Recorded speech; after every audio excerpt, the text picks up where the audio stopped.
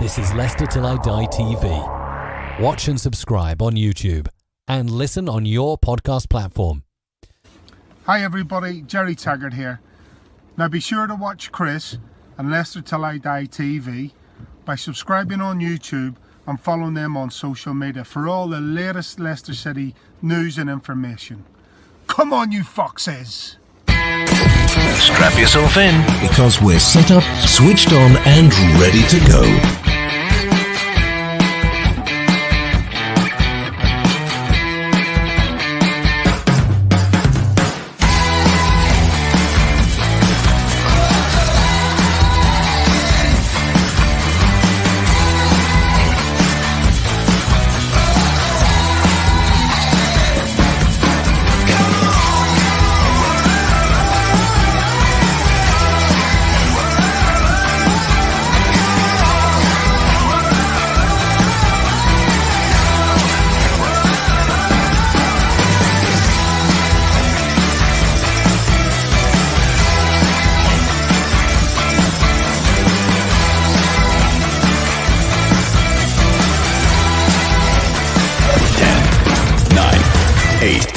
Seven, 6, 5, 4, 3, 2, 1. And it's live. Hello, fellow Fox fans. What we're going to say about that then, eh? I'm not really crying.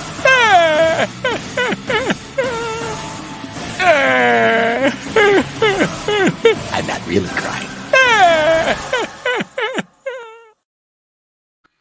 Got to agree with Deadpool then. I don't know whether to laugh or cry.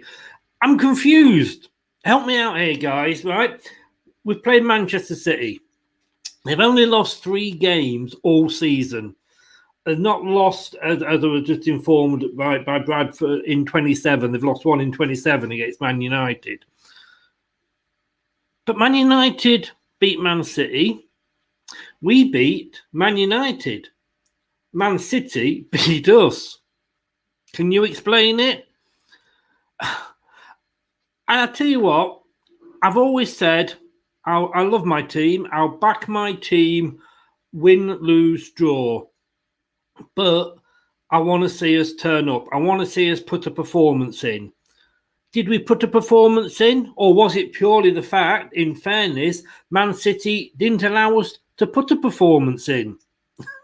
You know, which is it? You know, and Kevin De Bruyne goes down more easily than a whore on double pay towards the end of the game. Thankfully, got taken off because I think if he hadn't, somebody might have had a go at him. But explain this to me as well. This is the big question. This is what I want to ask. And this is like a mini rant for me because I say I'll get losing. I expected to lose today, although I went for the draw. You know, it was almost a bit of a given. I believe the West Ham match is more important. But Nacho just signed a new contract. He is the Premier League Player of the Month. He has scored 9 goals in his last 9 games for Leicester City. Maddison comes on. What does Rodgers do? And I say, I'm not saying Rodgers should go all out. I'm just asking about this one decision. Rodgers brings on Maddison. Great. Yep. About half an hour, 10 minutes before, I was saying, let's get Ricardo, let's get Maddison on. So, yeah, I agreed with that. But for God's sake, he takes off Nacho. He leaves Perez on. Can you explain that? Yeah. Perez and Vardy don't really work together as a goal-scoring partnership. We see what's been doing. Why the hell did he take Nacho off? I don't get it. I love Rodgers to bits. He's a fantastic manager. I don't want to lose him, but sometimes I think he was off playing with himself down the tunnel and not watching the game because he couldn't. How do you take Nacho off? He's our best player at the moment. This is Leicester Till I Die TV. You are watching and listening to the post-match show on Leicester Till I Die TV with Chris and Chums. Right, I'm going to bring Brad in a second. The comments are going quite mad at the moment. Remember that we are on YouTube, Leicester Till I Die TV. Please press that subscribe button and give us a follow. Help us get to our first target. We're on Facebook, Leicester Till I Die, the group, and we are on Twitter at lcfc. So let's just go through these early comments, and we'll see. Miss Melina, welcome along. How the devil are you? Nice to see you back. Thanks for coming along. I'm back again, you bloody jokers. Are you on about me and Brad? Are you on about Brendan Rodgers there? I think it's Brendan, because you're saying, hi, Chris, hi, Brad. Hi, Miss Melina. Lovely to have you back.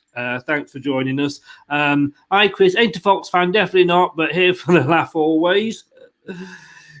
Whatever you're on, Miss Melina, whatever you're on, I want some. Bottle it and send it up, please. You know. What happened today? I've give up. Brad's going to tell us. Brad knows what goes on. No pressure, Brad, but you're going to come on and explain that to us today. Brookline, good evening, Brookline. Thanks for joining us. No laugh or cry, just snore. Yes. I made a comment here that the BBC said it was a slow burner. I think they were actually being polite to the game there. David thought it was woeful. Good evening, David. Thanks for joining us.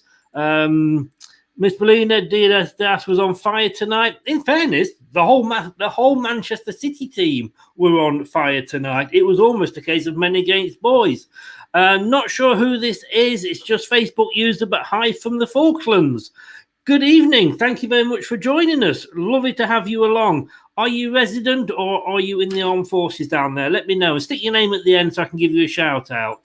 Pep, Michelina Pep rotated a lot today because of UCL. Yeah, probably. Shows the depth of squad they've got. Shows the money they've got.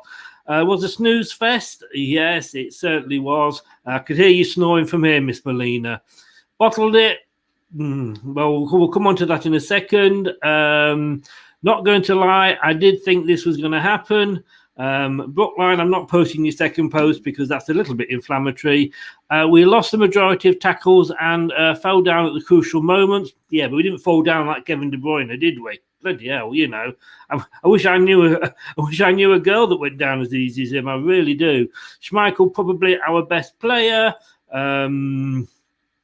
Put Miss Melina on the video calling.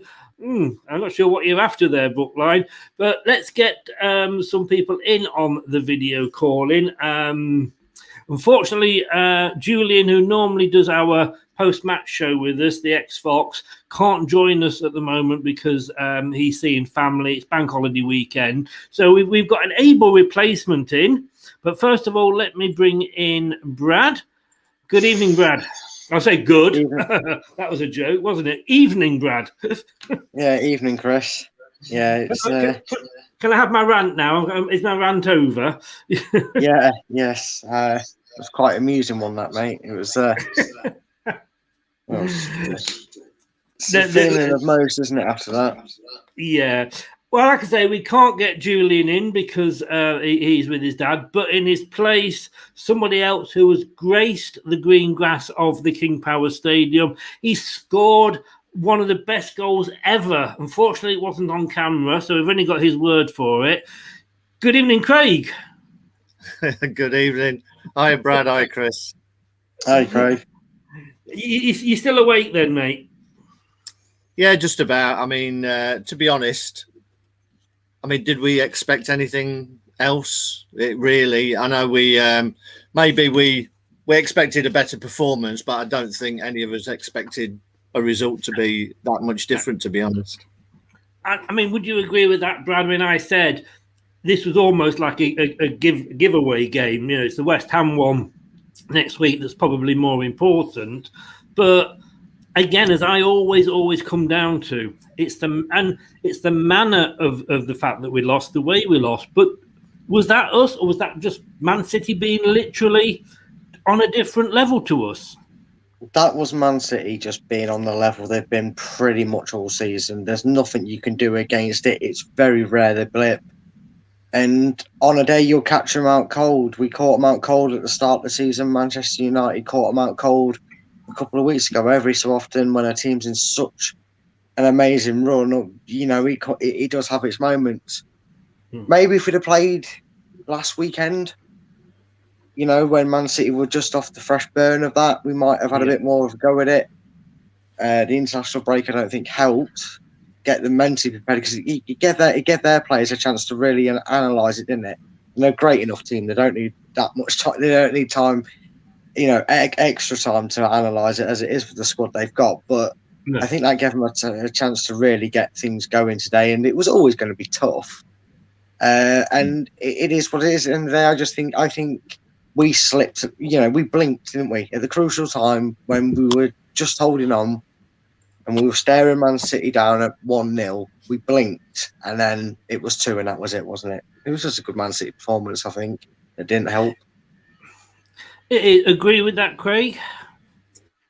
Yeah, I think I had a feeling, I got a feeling that we were just going to get something out of it. You know, we just made the subs. I thought we were just stepping up the game a little bit.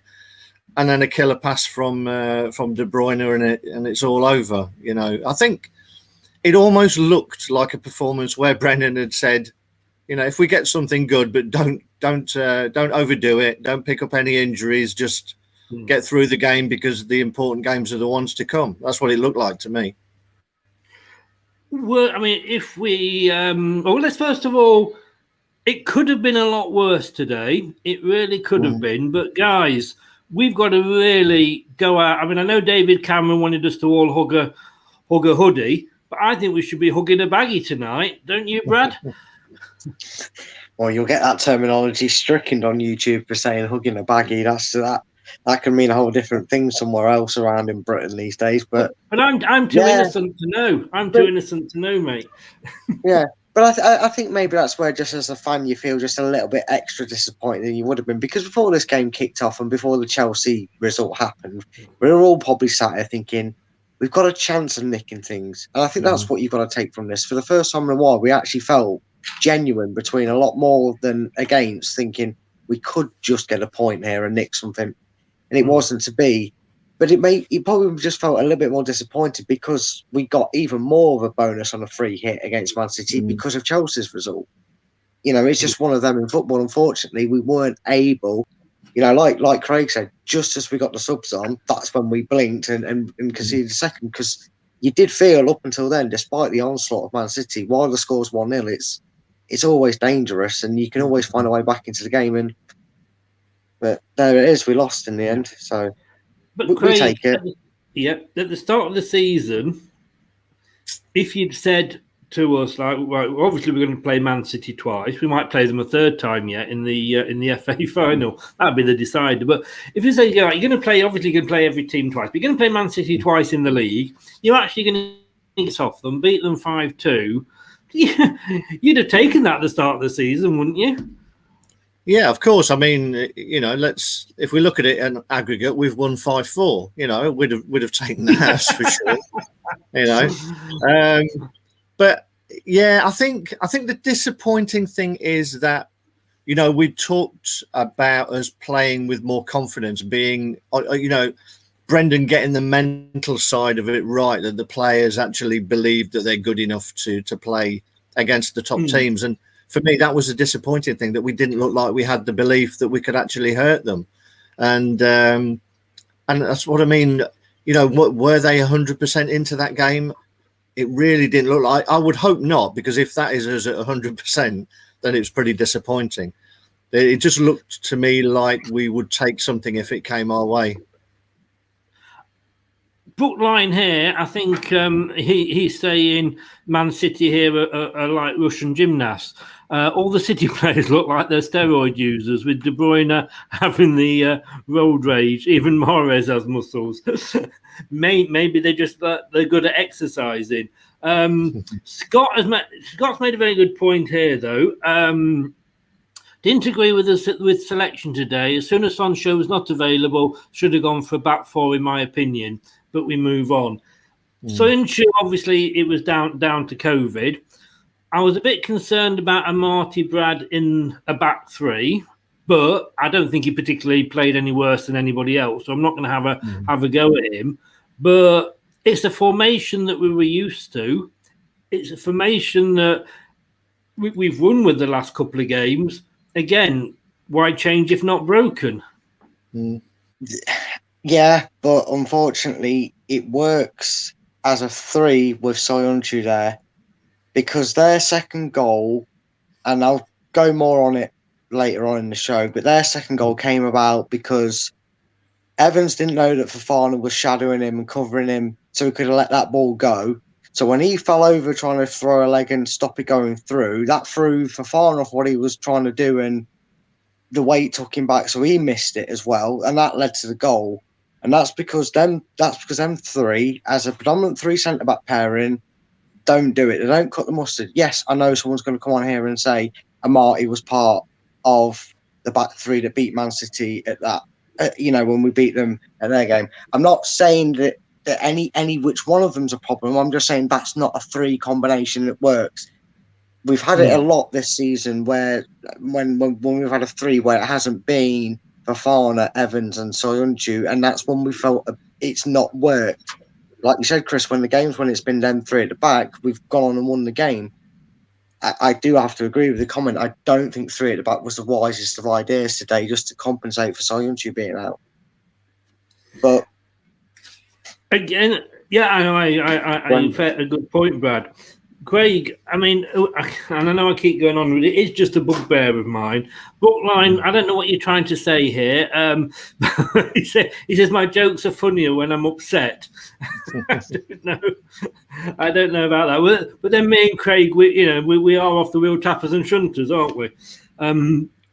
For those that watched it yesterday, I think I was Bernard Manning. You were Colin Crompton, weren't we? Yeah, indeed. Poor old Brad sat there going like, what are them two on about? What the hell is the Wheel Tappers and Shunters Club? For 5 minutes in that first half, it was possession. I know Brad's going to roll his eyes at me here, but it kind of sums it up, is that Leicester had 0% possession and Manchester City had 100%. In that time, Manchester City made 53 passes. Leicester didn't make one, and it shows that we know we've come a long way. But when you're up against a team that can do that to you, it shows we've still got another level to get to. I think you're right. I think the worrying bit there, Chris, was that once you'd said we had 0% possession, you had to look at your notes to see how much Man City had. Or how many touches we'd had as well. I was a bit concerned on the pause for that.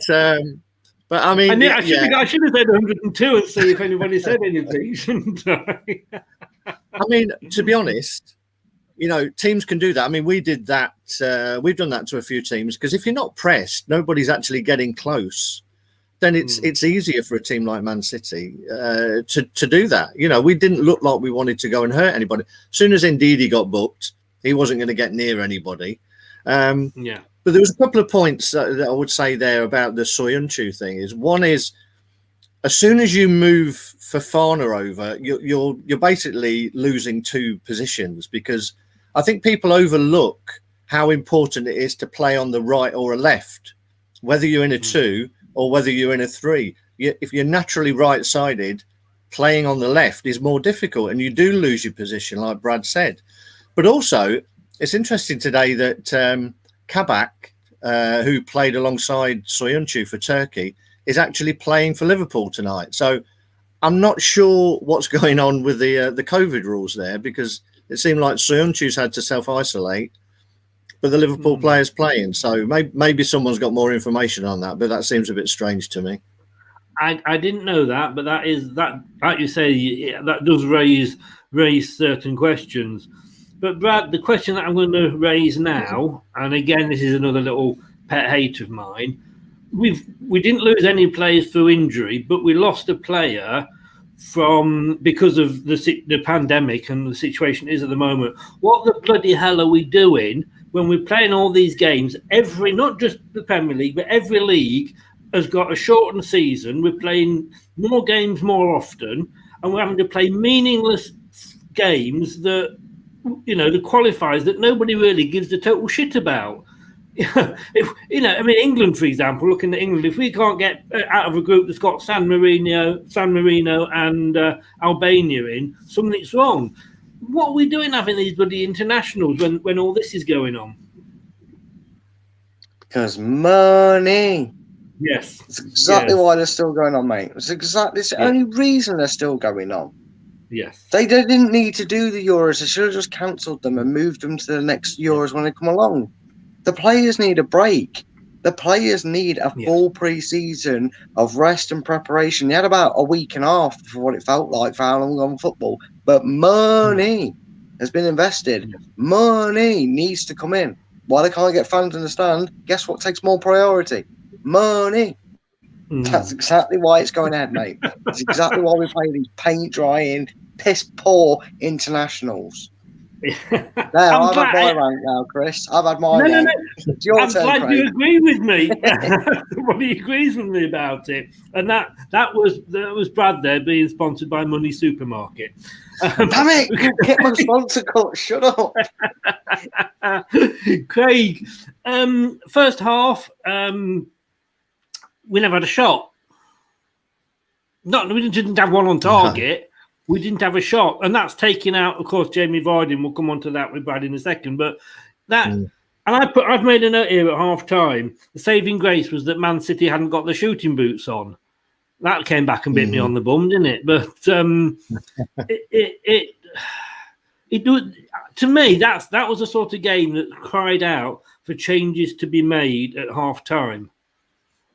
Yeah, I was surprised, to be honest, that there wasn't any changes. Particularly, I thought Ricardo needed to come on for Albright, not just because I had him in my team last night, but it worked that way, that we didn't have the pace and the speed in transition, that when we did win the ball, we were too slow getting forward. They press you really quickly and get back in position really quickly. So we had to move the ball quicker, and we didn't.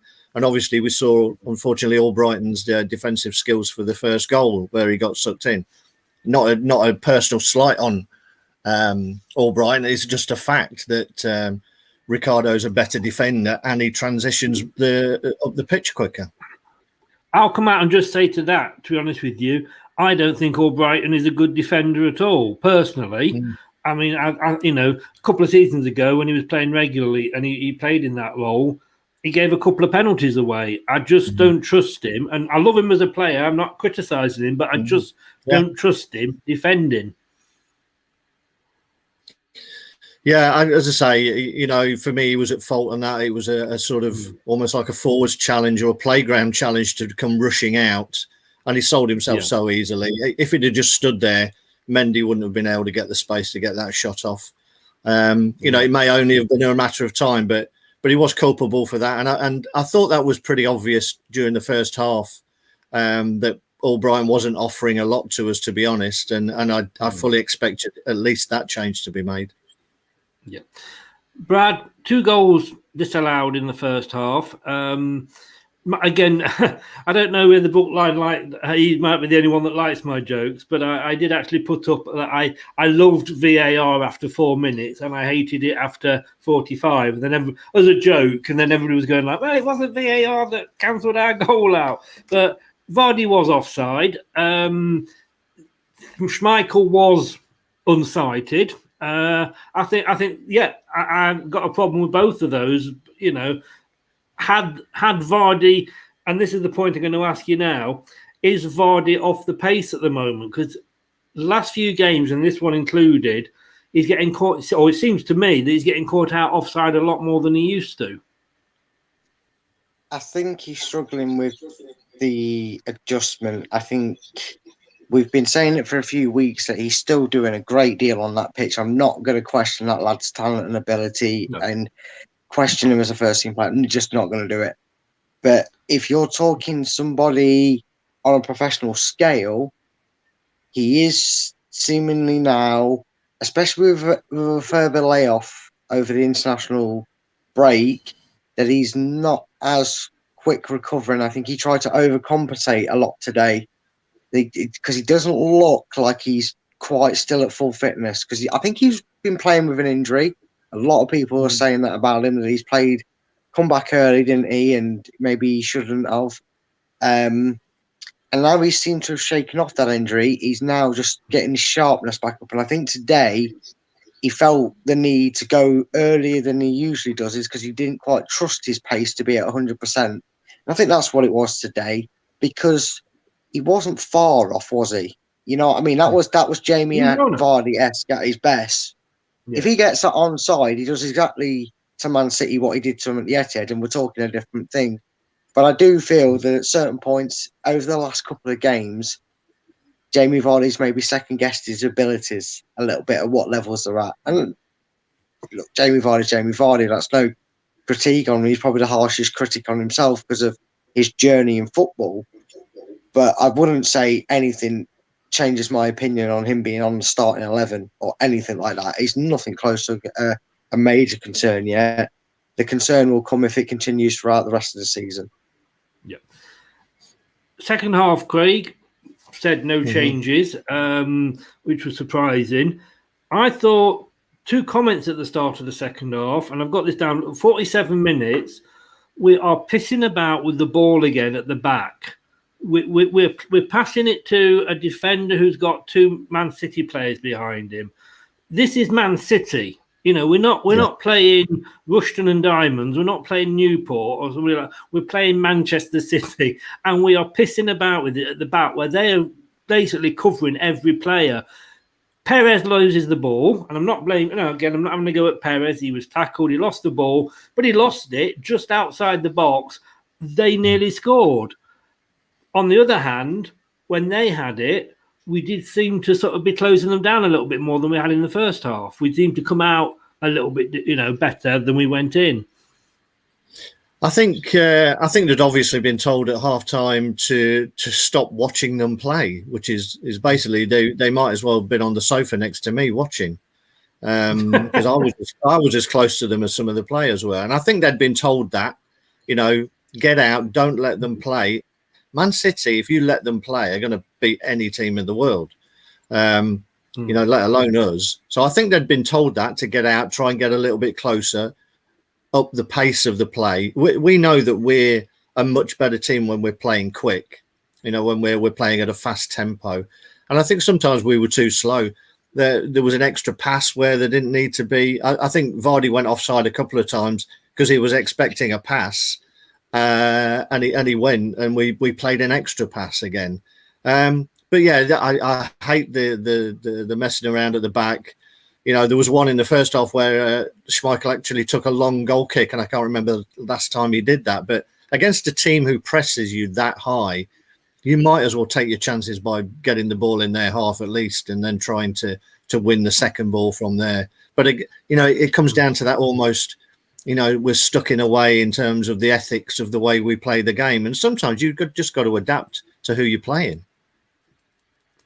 But I mean, am I wrong? You kick the ball up the field, Brad, you lose it, you're in their half, you've got that time to get back. And that to me, that one move summed up the whole of this messing about with it at the back. I mean, David agrees with me there, and it just frustrates me. And I get the fact that, while we've got the ball, they're not going to score. But when we lose the ball and it's so close, he nearly went and scored. Yeah, and it's weird, isn't it? Because obviously football went quite a long time where, players could even pass it back to the goalkeeper and pick it up, couldn't they? Goalkeepers could do that. This rule of being able to keep, you can pass it in from a goal kick inside your own box. It's kind of like the players think it's the new hot thing to do, because every club pretty much does it.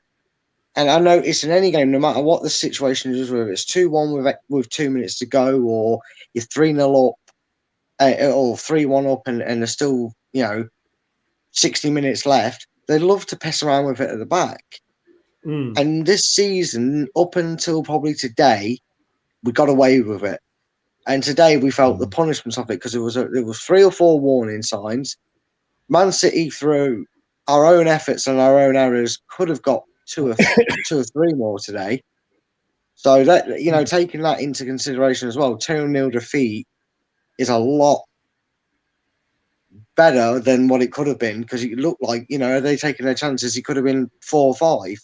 Yeah. I think today you need to find when you need to draw a team out, that's when you play that game. You get them frustrated that they're not having the ball.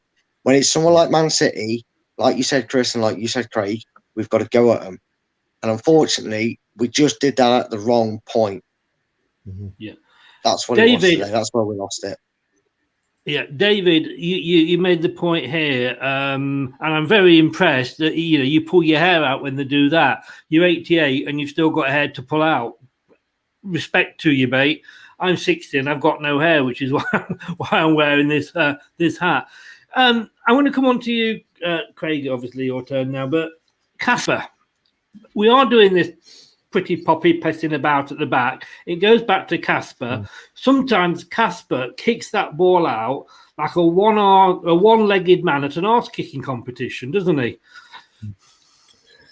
I think you're right. I think I mentioned a few weeks ago. I just say so. That was for you there, Brookline, by the way. That was for you. Yeah, I mean, he does. His distribution. What amazes me is clearly commentators who don't watch all the Leicester City games. So many times they say how much more, how improved Casper's distribution is these days. We watch every game, and I think we all know that it's not. Even when we draw people out, and he tries to dink one out to the sideline, 3 out of 10 at least are going to go into the stand. He hasn't got that skill, unfortunately. Occasionally he pulls off a great one, fantastic. But again, you've got to, as Brad said, against teams where you want to draw them out, fair enough. Not against these top teams. You've just got to take the view that we've got more chance if we put the ball in their half and win it from there. Yeah, Brad, we went 1-0 down, and it was on the card. I think it was a case of when rather than if. At that point, that was on 58 minutes. That's when I'm saying, let's get Maddison, let's get Ricardo on. We're 1-0 down. It's Manchester City. Shouldn't we have just gone for it? Shouldn't we have sort of just thrown the kitchen sink? If you're going to lose 1-0, and right, goal difference, I get that. But, if you're going to lose 1-0, you might as well lose 2 or 3. I'm not saying lose 8 or 9, but should we not have gone for it at that point? I think the problem is that was always the intention. The intention was, we hate to say it when, when we've talked before about FA Cup, Europa League, they've got to drop one, and we're all sat there going, well, why can't he keep an eye on all 3 of them? I think sometimes that happens in the league game, like Craig said earlier, and you asked the question at the start, did Brendan maybe have one eye on West Ham and see this as a free hit, which is what us as fans didn't want to see it as, but we took it as with the incredible form Man City have been in. I think Brendan Rodgers was, and Craig pretty much summed it up with his first views earlier. He wanted to dig in, see it out, keep it 0-0 or 1-0 as long as possible, and then go for it. And if it's a scoreline like it was when it was 2-0, then it's just minutes under the belts for players like Maddison and Ricardo. And it's not the nicest way to do it. And sometimes I do get it. I'm with you. I would love to have seen us go at it more. And then if we lose 3-0, we lose 3-0. But I think if you come out of that game going, we've just beat Man United in the Cup, we've had a break, we held Man City out. Yes, we lost, but it was only 2-0. You're not looking at trying to pick them up after getting stuff 4 or 5-0. If you know what I mean, to go and play a red-hot West Ham, it's not the easiest thing to do. You can do that with that sort of result. We don't like to lose, obviously, but if you're going to lose, at least only be about a goal or 2. And in fairness, Craig, it's worked. Do what Brad said there, what Brendan's done. It's worked before. It worked against Arsenal, kind of worked against Man City in the first game. So you could see what he's doing. But as fans, obviously, it is frustrating, isn't it? Yeah, I don't think there was any way that he was going to go a little bit gung ho in the second half. I think when he made the substitutions, I may have liked us to go to a back 4, so he could have brought Ricardo on for Amar and Albrighton go off as well. So we could have switched it up there. That would have meant not necessarily, going gung-ho, but a slight change in formation, but getting more attacking players onto the pitch. But I think as soon as that second goal went in, it was a bit more of a damage limitation. And particularly, I know you don't like it, Chris, but, goal difference may come into play. And the fact that Chelsea shipped 5, it would have been pointless if we'd have gone and shipped a similar amount by going gung-ho, to be honest. No, I agree. When I'm saying gung-ho, I'm saying the performance that we put in against Man United, an attacking performance, let's say, that wasn't an attacking performance in any stretch of the imagination today. I would have liked us to have seen at least have a go. And yet, when he brought, Brad, he brought Maddison finally and Ricardo on, and I'm going to come on about who they replaced in a second. But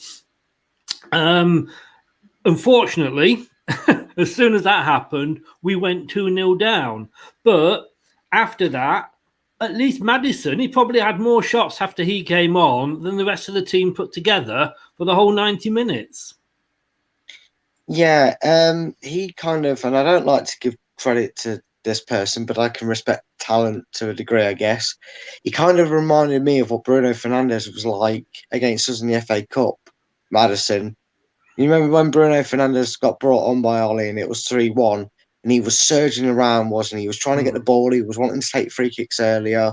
It was nice to see that from Maddison. It was nice to see it because I think probably at that point, like we've said on the show already, that Brendan was hoping to get them on and the score still be 1-0. And that was the case for about a couple of minutes. But the game did take a turning point. And I know Man City were obviously at that point turning up and looking to see the game out. But we did have that spell. We weren't without our own chances ourselves. It's just one of them. At the end of the day, sometimes when you risk, you do not get the reward you think that risk will pay off for. And like you said, it has actually worked on occasions against these big 6 clubs. Today was one of them days where they were just too good and it did not work. And like Craig said, we didn't defeat the purpose of Chelsea losing by only losing 2-0. And if we go to West Ham and either draw or beat them, we're essentially no worse off than we were before we played them. Yeah. Because I consider only West Ham and Chelsea the only 2 teams with any form of consistency that could catch us. I think anyone below that isn't consistent enough. No.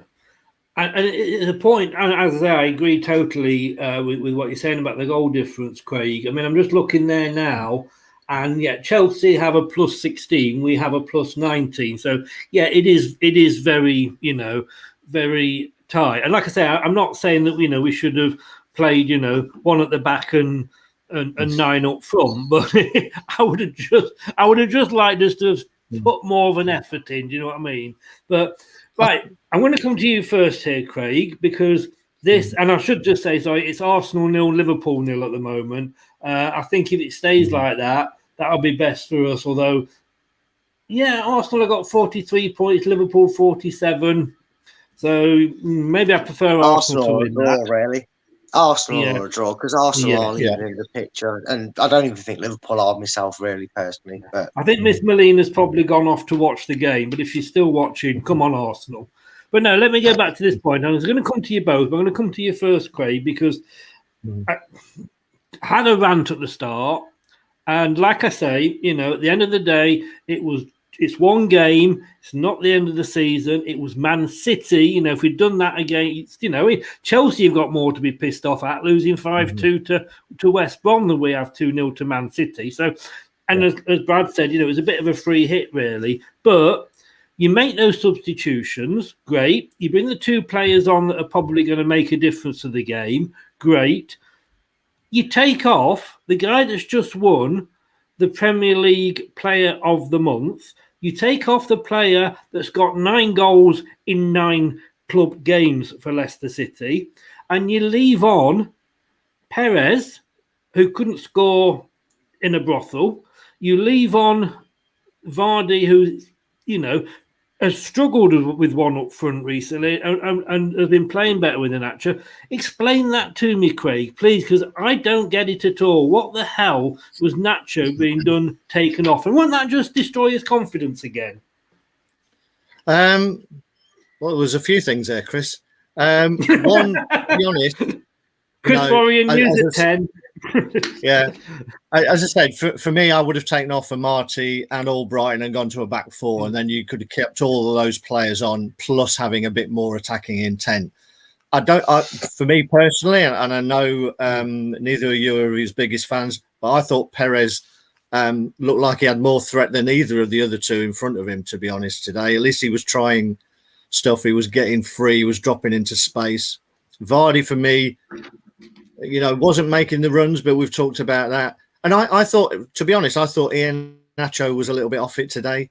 And towards the end of that game, when he did get took off, he was almost having to drop too deep, and if he's dropping deep, he's away from the goal anyway. So I think the way we were playing meant that we weren't getting the best out of him anyway. And I think just before he got took off, I think he dropped deep and gave the ball away, and he didn't really react very well to it in terms of getting it back. I think there was a number of factors going on there. I think the only one that would have made any sense in terms of taking the game to them would have been going to the back four, and he didn't do that. So it wasn't a big surprise to me, to be honest. And I would have been more annoyed if Perez had got taken off, because I thought he was picking up little pockets of space and looking like he might do something more than the other two.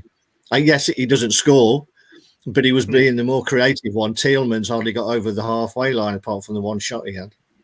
No, and valid points made. But Craig, who is more likely to have a moment of inspiration? We got three, what you would call not all strikers, but three probably goal threat players there: Vardy, Iheanacho, and Perez. Out of those three. And Perez can be, and don't get me wrong, I'm very much in he has started playing better of recent. But out of all of those three, which is the one player that you probably think isn't going to just have a moment's inspiration and get a goal for you? We know Vardy can do that. We've seen it, how many times. Iheanacho has proved he can. Perez, yes, he's got the odd goal every now and again, but he's not doing it. He's not the form player. Nacho is the form player, and you just give him a moment, Brad, and he may have a shot from a long distance as he's done recently, and it go in. I can't see Perez doing that. Sorry, is that to me or Craig? I don't know which one. Yeah, no, that's Brad. I did say Brad. Sorry. Sorry. It's a strange one. I mean, I agree with Mark. I had the substitutions a bit different. I saw Ricardo coming on and Maddison coming on. I thought, okay, good. He's going to take a Marty off, put Ricardo on. He's going to push Albrighton up. And naturally, that means Perez comes off for Maddison. I expected maybe with how things have been going with Vardy and Nacho up front. And I agree with Craig. I don't think Nacho was at his recent best today. There was a lot of 6 out of 10s and 5s out of 10 performances out there. He wasn't on his own like that, like he normally is when he gets a bad game. Well, not a bad game, but an average game, shall we say.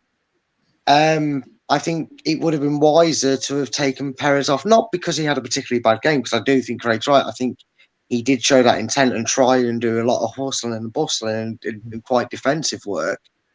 I just thought it made natural sense when you've got a partnership in form, and you need someone to unlock it who came out like a greyhound out of the traps that wins by half a bloody mile.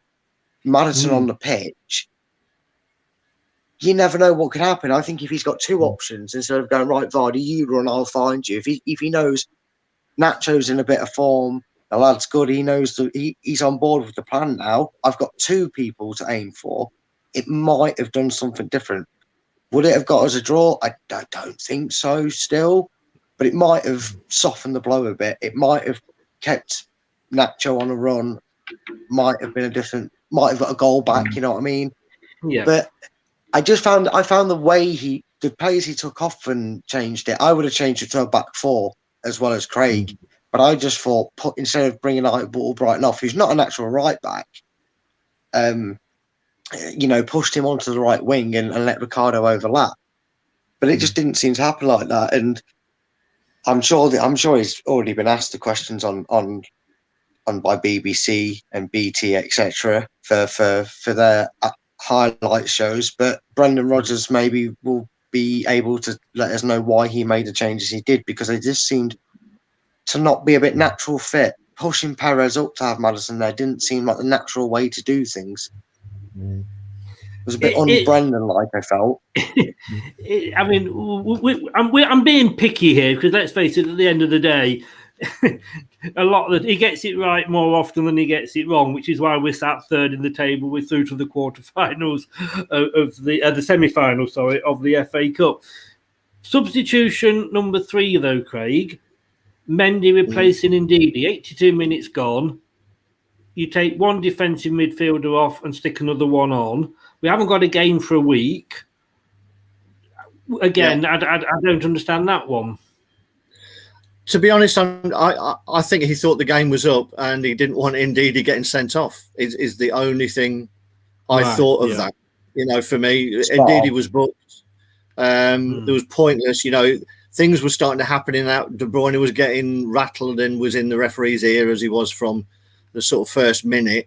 And you could see it all starting to kick off. So, to be honest, I think that was a sensible decision to take Ndidi off because you don't want to lose him for the next game.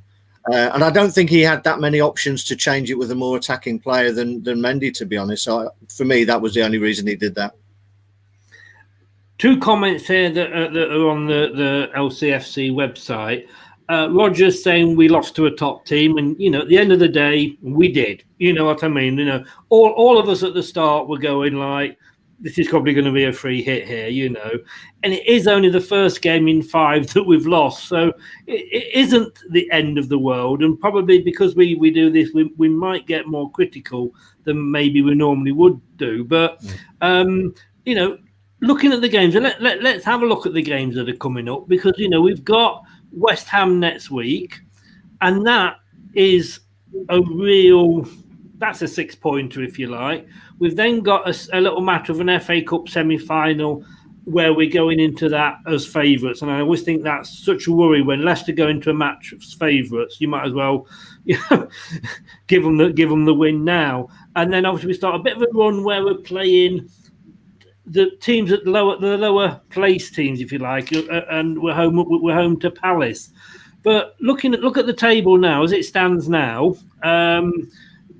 I could say it's not been a too bad a day at the office with Chelsea losing. We have still got that 5 points. That West Ham game, if you had to pick, say, did you want to beat Man City or you want to beat West Ham, Brad? It's going to be the West Ham game, isn't it? Oh yeah, hands down, 100%. At the end of the day, if we can get through our next 3 games and get 4 points in the league and be in the FA Cup final, I'm sorry, I'm just looking at that league table and the fact that we're now going to have to wait for a reaction of Chelsea, who have done themselves 0 favours before we kicked the ball today, which, like I said, makes it a bonus of a free hit today. I just don't see anybody else catching that top 4. I think if you're saying, I heard a lot of people, and I know it's a different contrast and people will say it, but if you're saying teams that are like 14th and 15th are safe from relegation because they're X amount points clear of the relegation, they're in slightly better form than the teams below them in all aspects. When do we get to that point where West Ham keep dropping points, Chelsea keep dropping points, and Leicester have a steady block before a defeat like this comes along? Do you say, well, Leicester are surely too far point clear? If you draw with West Ham and they don't get, or even better, beat them next week, we could be sat in. I think that secures top 4 and an FA Cup final for the first time in over 39 years. I'm very happy with the season. Yeah. And then the run of the games after that, because I think after Palace there's a few easy games, isn't there? Well not easy games, but winnable games compared to the end. Yeah.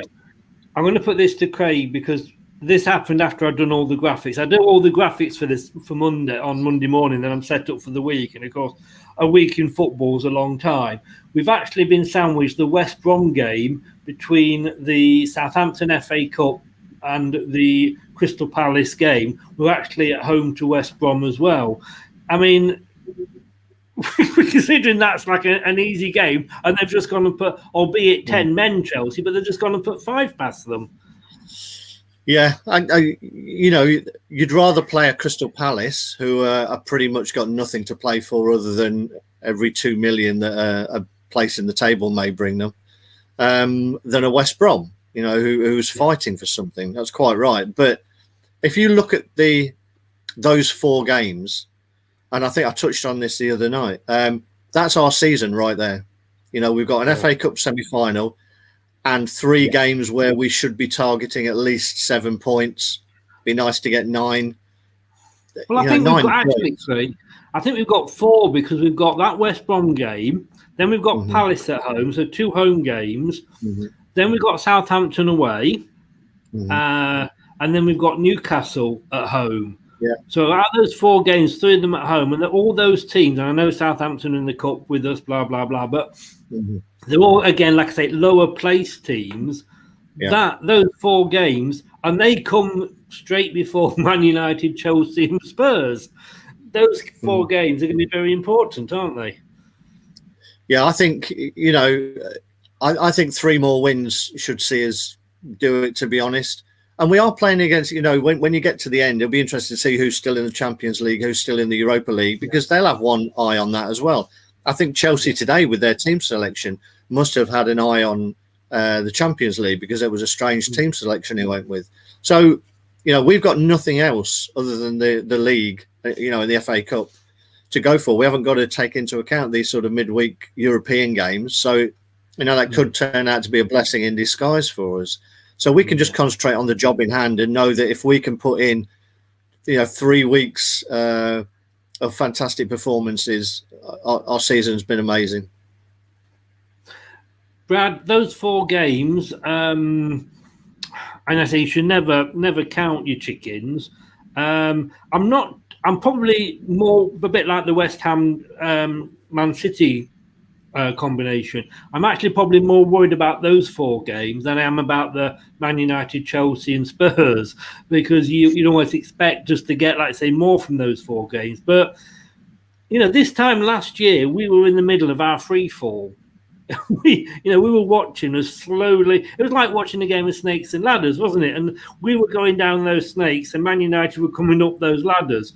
But this time, we've not been drawn into that. It looks like Brendan and the players have learned from that. Yeah, and it's very easy for something, for a team after the way they fall away in the manner of the way Leicester fell away last season. No matter, I think the biggest saving grace for Leicester is they weren't really expected to be up there by a lot of people. Surprise, surprise. Leicester were not expected to be in the top 4 in any pundit's eyes.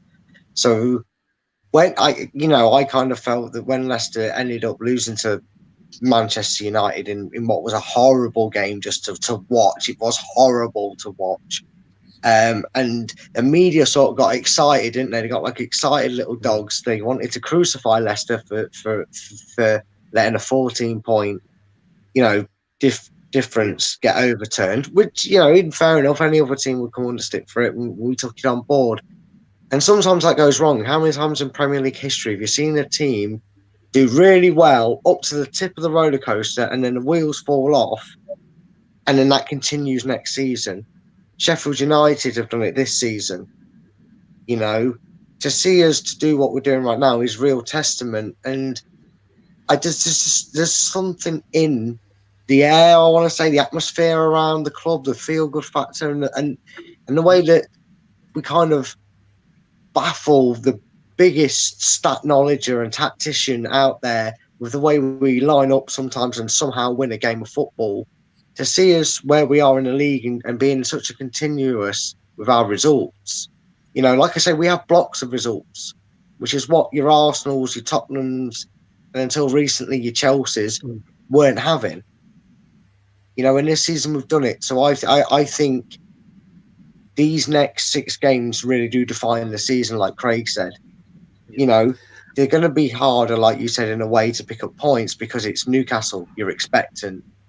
West Brom, you're expecting. Palace, they're expecting. But it's nice to hear them words alongside them teams when we play them, isn't it? And I just have to agree with Craig. I just don't see why we don't pick up enough points from them remaining games that we don't end up top 4 this season. A good point that you made was, a bad end to the season can very easily, it can have obviously one of two ways. You can very much carry that into the next season. Dare I say those 2 W words that we all hate, Wycombe Wanderers. You know, from then on, the rest of that season went downhill rapidly, and we never got out of that rut. But Brendan seems to have had that mindset, very much like Nigel Pearson when we lost to Watford in the playoffs in that dreadful game. Dreadful because of the way we lost it, of course. The next season, we could have easily, you know, carried that on and been upset, but we didn't. That we responded, and I think that's what Brendan has got. And for everything we've said today, you know, he's still a top coach. It is a one-off game, and it was one that we probably, like I say, didn't expect to get much, if anything, from anyway. We're going to have a look, guys, at what Alan gave for the man of the match and the player and manager ratings, and see if you agree. We'll come straight back after a few words from another Alan. Hi, Alan Smith here. Be sure to watch and listen to Chris on Leicester Till I Die TV. You can also subscribe on YouTube and various social media channels. Up the Foxes! Thank you, Alan. Very nice of you to say that. Scott has said here, to be fair, United had a knack, especially under Ferguson, having a poor start to the season to end up finishing strong. And hey, let's not forget, of course, the most famous implosion probably of many was the Kevin Keegan I'd love it season when they were well ahead and Man United caught them up. But Craig, let's have a look. Let's just say, I don't know if you've seen it in the group, but this is what Alan went for his man of the match and player and manager ratings here. Remember, this is just his thoughts straight after the game. He hasn't got a chance to have a think about it. I don't give him that sort of time. And it isn't an indictment of any player or any manager over a season. It is just on a one-off game. And he's gone for Fofana as his man of the match. To be honest with you, it would have been difficult, I think, to pick one, if I'm honest. Manager 5, team 5. Craig, come to you first. Agree? Disagree? Well, as I said earlier, I thought Perez had a very good game, to be honest, but I can't argue against Fofana, to be honest. I'm not sure anybody else really stood out in that game, considering, you know, he was switched sides probably fairly late on. I would imagine that they've not trained in that formation with him on that side during the week. I thought he did a pretty solid job, to be honest. I can argue with that. The team 5, yeah. The only thing, you know, what we don't know is what Brendan's instructions to the team were. In terms of, I would imagine that 5 has come from those substitutions and the substitution decisions. So, you know, that may be a point harsher than it might be, but in general terms, I couldn't disagree really. I think on the, I'm sorry, but on this one game alone, I think Brendan's a point better off than I would have given him. Brad, your thoughts on it? Yeah, I mean, it's a flatline 5, isn't it? It was just one of them performances where we had to dig out and try and hope for the best in something. And I don't mean that in as a negative way as it sounds, but it was right. Like you say, it was difficult because we weren't able to. Let's give credit to Man City as well. It wasn't the case that we didn't try. We weren't able to do too much on the front foot. And with the way we Leicester fans know we like to play football, we do a lot of our talking on the attacking front more times than not. And to not see a lot of it to us today available just because of Man City is just, it's hard to pick one. But I'm Fofana did make a good couple of intelligent blocks I mean, there was one where he stepped forward, and when Evans and a Martin and Didi, no one read it, and he just put his right foot forward, big, strong, planted foot, and blocked a pass which would have been thrown on goal. And for a lad of his age, he deserves so much. He deserves all the recognition he's getting. I think maybe one player that usually doesn't go under the radar, but today I think he, slipped through, pardon the pun maybe, but Kasper Schmeichel had a good game, I felt. I think he was quite commanding. Questions come about a goalkeeper as a captain. You could hear his voice. He was always encouraging, and he stood up firm to a few chances that Man City had, and maybe made that goal look a lot smaller than it was and usually does. For me, I can't argue with Fofana, but I would throw Kasper's name out there as me personally saying that's who I thought man of the match was. I think that's the goalkeepers club coming through there, Brad, isn't it? Yeah, it is. We shall not be moved. I just wanted to say, because it was talked off air just before we came live, Brad, and was there something you wanted to say about another defender? Yeah, I'm a little bit worried that the pitchforks are going to come out. And luckily, all you see when I record Craig, is a white wall. Get your metal hat on, Craig. Get your metal hat on. Yeah, get them lit. Because there's something that's...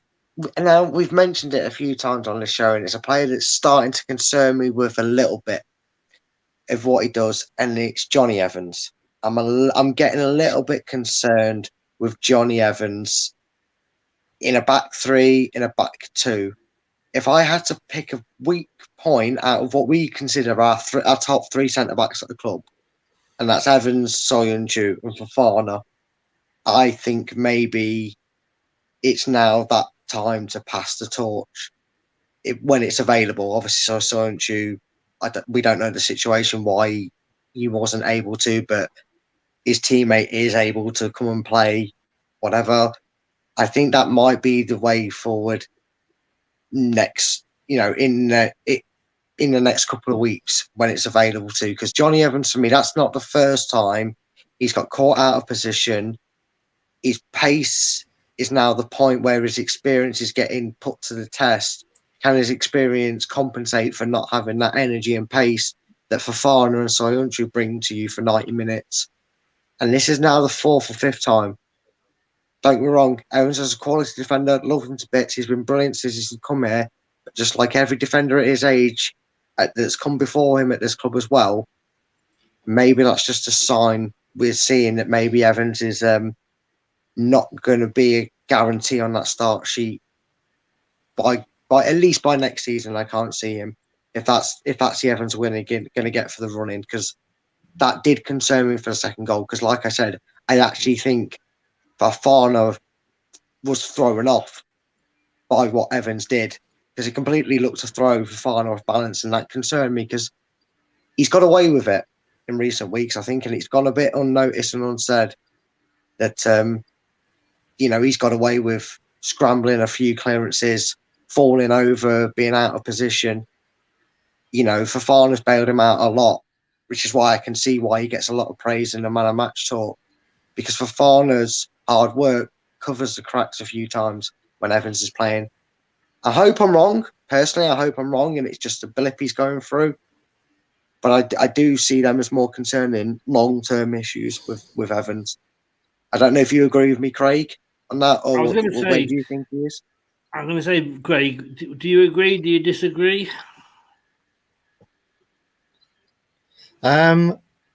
Oh, sorry, and apparently, sorry, just balance, before we do, Craig, Davies just said, and the Leicester Mercury said that Soyuncu had actually tested positive for COVID, and that's why he hasn't played. But sorry, Craig, sorry, Craig, sorry to interrupt you. Carry on. No, I agree. I agree. For me, Johnny Evans is the new Wes Morgan. It's he's going to be there, and he's probably going to be brought on when we need to close out a game and go back to a back three. I would love, when everybody's fit, if our back four was Fofana, Soyuncu with Castagna and Ricardo, and wherever James Justin fits in. He could be the third man in a back three as well, to be honest. But yeah, I think I've not been a big fan of Johnny Evans for quite a while. To me, for me, and yeah, he just doesn't. He's not commanding enough for somebody who's had that many games. He's not vocal enough. He doesn't seem to organise people around you. Yeah, you'll see him pointing, but to be honest, all three of us could stand on a pitch and point. He doesn't do the job that you want. There you go, Chris. See, you've got it. Yeah. For me, yeah, I think if we're looking to strengthen, then I think that's definitely a spot that we're looking at. We're being linked with a few players again. Centre halves are cropping up more and more in the conversation. But I think if you want to take the team on to the next level, then yeah, I'm not sure Johnny can be a part of it on many game days, to be honest. No.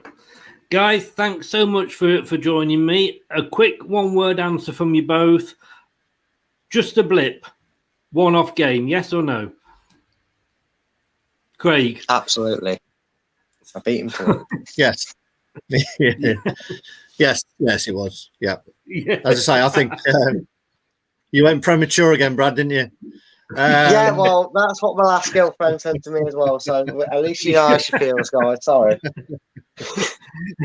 His appointment at the premature ejaculation meeting was tomorrow. He turned up today. Yeah. He's been reading Lee Evans and Peter Kay joke books, haven't you, Chris, with them jokes? Actually, I tell you what, with that one, that was courtesy of Gary Delaney. I must admit, that one gone. Guys, thanks very much. Go and enjoy your Saturday night. Thanks for joining me. You're welcome. Bring on West Ham. Welcome, let's hope in 3 weeks' time we are having a when Harry met Sally moment at the start of the show and not a Deadpool crying moment. Take care, guys. Thanks very much. I'll see you next week. Yeah, cheers, see you next week, mate. See you later, Craig. Cheers. Thanks a lot. Cheers. So, it's me. Yes, thanks to Brad, thanks to Craig for joining us and helping us out. As I say, Julian unfortunately couldn't make it. Family commitments, so of course we understand that. So, Leicester 0, Man City 2. It was kind of expected. I think that's what we've got to say. As critical as we are being, it was totally... It was almost like a free hit. West Ham, we can't afford to lose that next week. That one really, really is a 6-pointer for us. Guys, if you want to pick this up again and have another listen to it, go onto YouTube, Leicester Till I Die TV, press that subscribe button and give us a follow. I would love you forever. And I'll send you something in the post. An empty envelope, of course, but I'll still send it you in the post. And if you prefer to listen to us rather than watch us, hey, don't blame me for that. Anchor, Google Podcasts, Apple iTunes, Spotify, Podcast Addict, and we are also now on Amazon Music as well. And if you've got a smart speaker, just say, play the podcast Leicester Till I Die, and the latest one will come up. Thanks very much for watching. Could have been better, but hey, enjoy the rest of your bank holiday. I'll see you next week and getting ready for the old West Ham game. Bye now and enjoy the bank holiday. Bye-bye. Hello, Matt Elliott here. Be sure to watch Leicester Till I Die TV on YouTube and follow all their social media platforms for all the latest updates and news on Leicester City Football Club. Leicester Till I Die podcasts on the Apple iTunes, Spotify, Google, Anchor, and all podcast platforms. Thanks for watching Leicester Till I Die. This is Chris saying goodbye and see you next time.